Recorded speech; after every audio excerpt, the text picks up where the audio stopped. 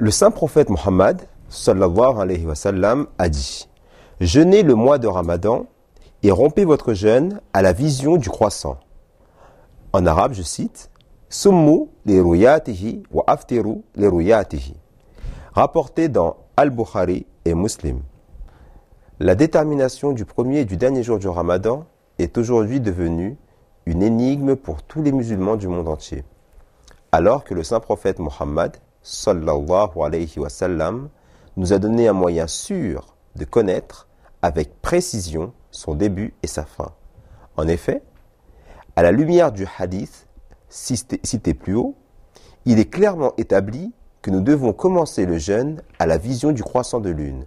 C'est ce que veut dire le mot arabe ruyatihi, c'est-à-dire vision. Les calendriers lunaires et solaires sont tous deux utilisés pour la mesure du temps. Lorsque les actes d'adoration sont accomplis, à différents de la journée, comme les prières quotidiennes, ou le début et la fin d'un jour de jeûne, le système solaire de reconnaissance du temps est employé. Par contre, si l'adoration est liée à un mois particulier, dans le cas du mois de Ramadan ou celui du pèlerinage, le système lunaire est utilisé. Ceci est bien écrit dans le verset « Il t'interroge sur les nouvelles lunes. Dis-leur, ce sont des moyens de mesurer le temps pour les gens et pour le pèlerinage. » Chapitre de la sourate Baqara, verset 189. Les mois solaires sont fixes, variant entre 30 et 31 jours constants, et doivent être définis par des calculs précis de visibilité du croissant de lune. Ces calculs sont effectués au début et à la fin du cycle lunaire mensuel.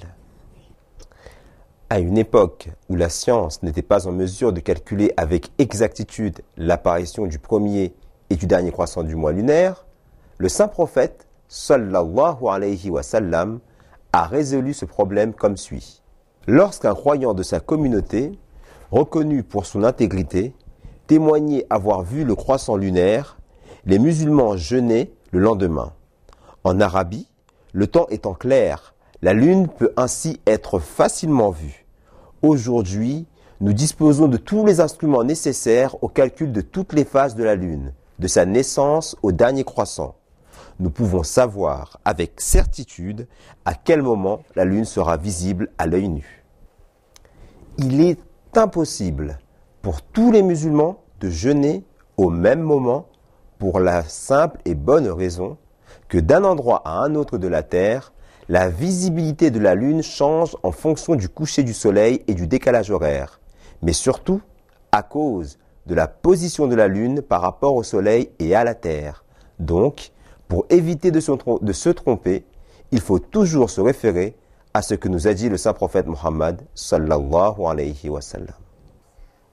Ainsi, nous devons fixer le premier et le dernier jour dès que les calculs nous indiquent à quel instant la lune pourra être visible.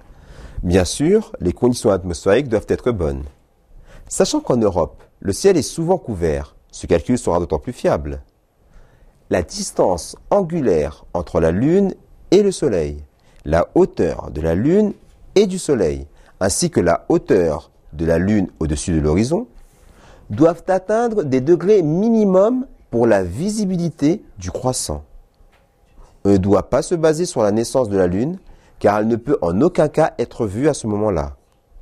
La lune est entre le soleil et la terre, et elle tourne son hémisphère obscur vers nous, et elle est invisible. À la lumière de toutes ces recommandations, nous suivons ainsi le plus fidèlement possible la pratique et l'exemple du saint prophète sallallahu alayhi wa sallam. Comme lui, nous commencerons le Ramadan à la vision de la lune.